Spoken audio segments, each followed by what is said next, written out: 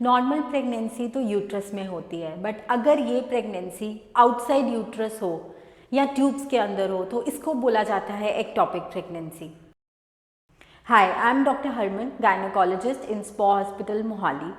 आज हम बात करने जा रहे हैं एक्टोपिक प्रेगनेंसी के बारे में। एक्टोपिक प्रेगनेंसी वो होती है जिसमें प्रेगनेंसी बच्चेदानी की जगह ट्यूब्स या कहीं और होती है, तो उसको एक्टोपिक प्रेगनेंसी बोला जाता है। एक्टोपिक प्रेगनेंसी का मोस्ट कॉमन लोकेशन ट्यूबल होता है। ट्यूबल प्रेगनेंसी यानी कि ट्यूब के अंदर प्रेगनेंसी हो सकती है।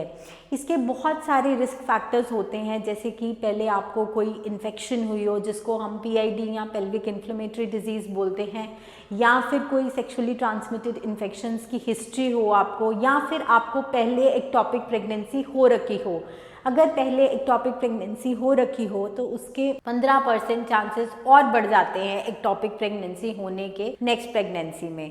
इसके अलावा अगर आपको कोई प्रॉब्लम है जैसे कि एंडोमेट्रियोसिस, जिसमें कि बच्चेदानी की लाइनिंग जो है वो ओवरीज के अराउंड ग्रो करती है, उसमें भी एक रिस्क फैक्टर होता है आपको एक्टोपिक प्रेगनेंसी होने का।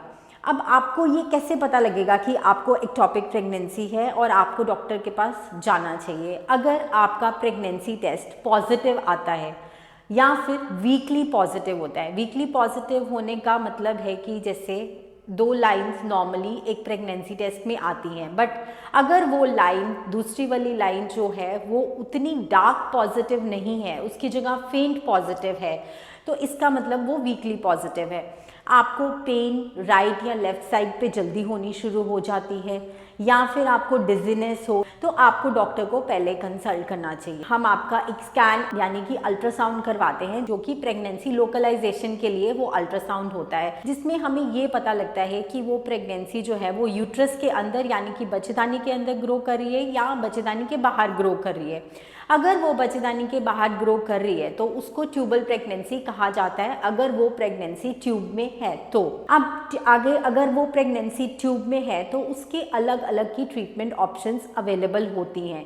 ये कि एक मेडिकल इमरजेंसी होती है, इसलिए आपको ये इग्नोर नहीं करना चाहिए और टाइमली इसका ट्रीटमेंट लेना चाहिए, क्योंकि ट्यूब का डायमीटर बहुत ही छोटा होता है और प्रेगनेंसी जो है अगर वो ट्यूब के अंदर ग्रो करना शुरू कर जाए तो वो ट्यूब जो है वो रप्चर हो सकती है, यानी कि फट सकती है। अगर वो ट्यूब रप्चर हो जाए या फट जाए तो आपको बहुत सी ब्लीडिंग हो सकती है अब्डोमिनली, और ये एक जानलेवा भी हो सकती है अगर इसका आपने टाइमली ट्रीटमेंट नहीं लिया।